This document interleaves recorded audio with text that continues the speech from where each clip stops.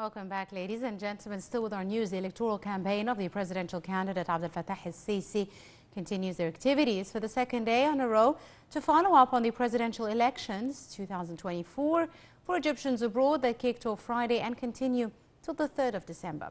Campaign's operation chamber eyed a huge turnout of Egyptian expatriates worldwide on voting in its first day. Till this moment, on the second day, shows Egyptians also feeling their national duty. Also posted photos of the voting turnout on the official page of the presidential candidate, President Abdel Fattah al-Sisi.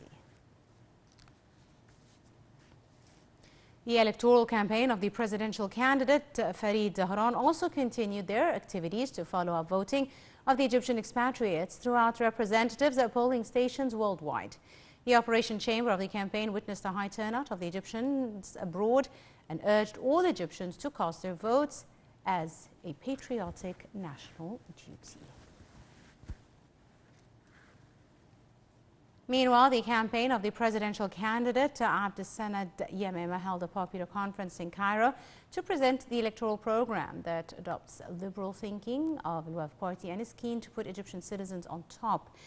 Dr. Abdel Yamema, the head of the Waf Party, stressed education and health have the biggest part of the electoral program's attention due to its connection with citizens and their economic, social and health conditions. And they continue as well to note and take note of the election process abroad.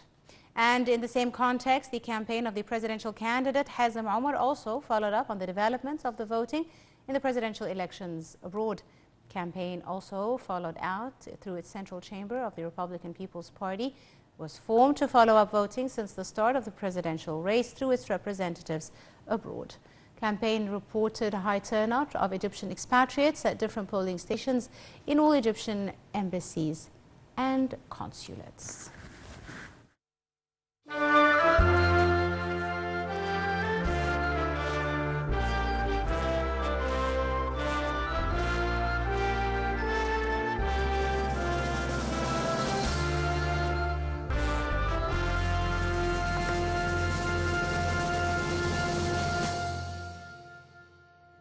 We're now delighted to be joined over the telephone by His Excellency, Mr. Ambassador Gamal Bayoumi, the former Assistant Foreign Minister. A very good afternoon to you, Mr. Ambassador. Good afternoon, Ambassador Gamal.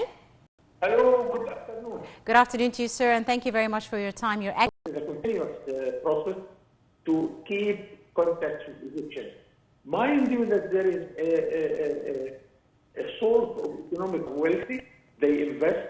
If they are they either bring investment or bring knowledge. Ahmed Zuhail is a good example. Yes. That our scientists can give us all their experiences. Many things are there during this very important process.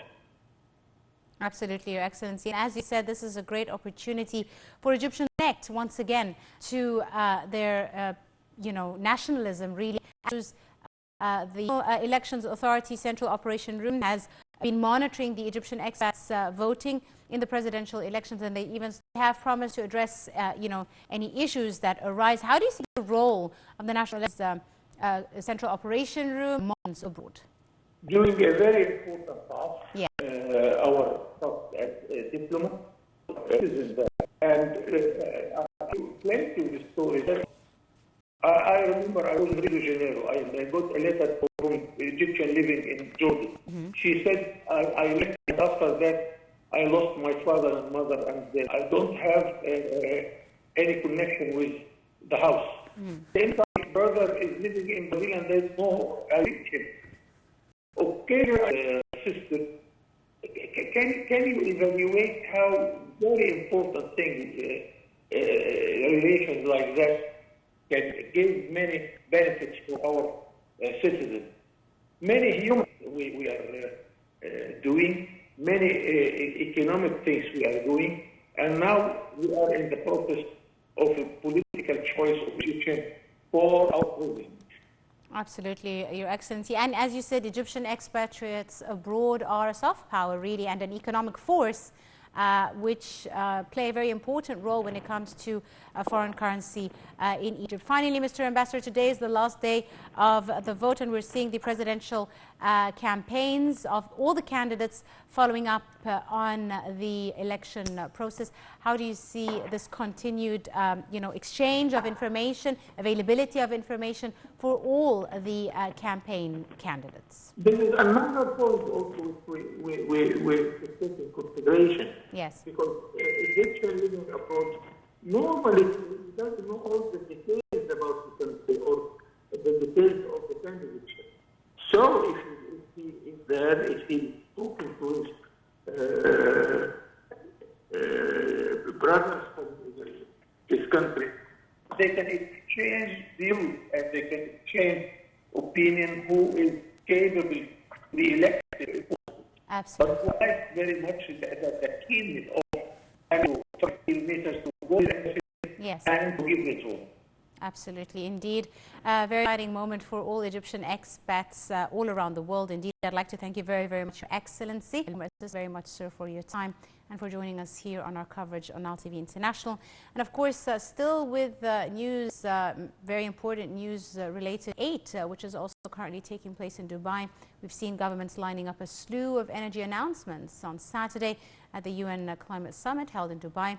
And countries are under pressure to come up with plans to halt the non-stop rise in planet warming. In the 20 signed a declaration already on Saturday, a triple nuclear power capacity by 2050, with the U.S. climate envoy John Kerry saying the world could not get to net zero without building the new. Saturday's declaration has been signed by France, Belgium, Britain, Korea. Also, action to investment for this sector, and the U.S., UAE, and China are also expected to make more announcements tied to raising more finance towards the effort. And of course, getting the deal into the final UN climate decision would require consensus of nearly 200 countries present at the COP28.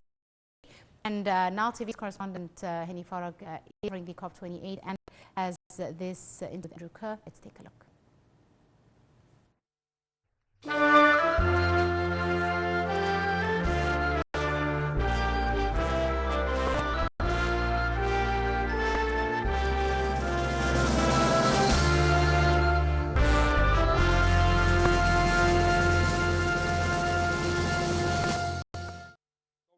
Pleasure now to have with us Mr. Andrew Kerr.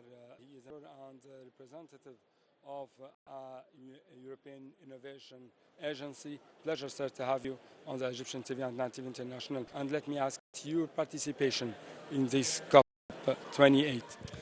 So we are here because we are working with different UN agencies and with many private sector players to try and mobilize and catalyze finance and innovation into the work that is done on climate adaptation. So that's both working obviously in Europe, but also increasingly in Africa, in Latin America, to support the systems and to support some new approaches that will help communities, cities, regions to essentially adapt, to build resilience against climate impacts. Yeah. How and by which means we can get resilient development and resilient people even? So there is no one simple solution, but we are working with, we know that we need to support the development of these innovation ecosystems, so bringing people together.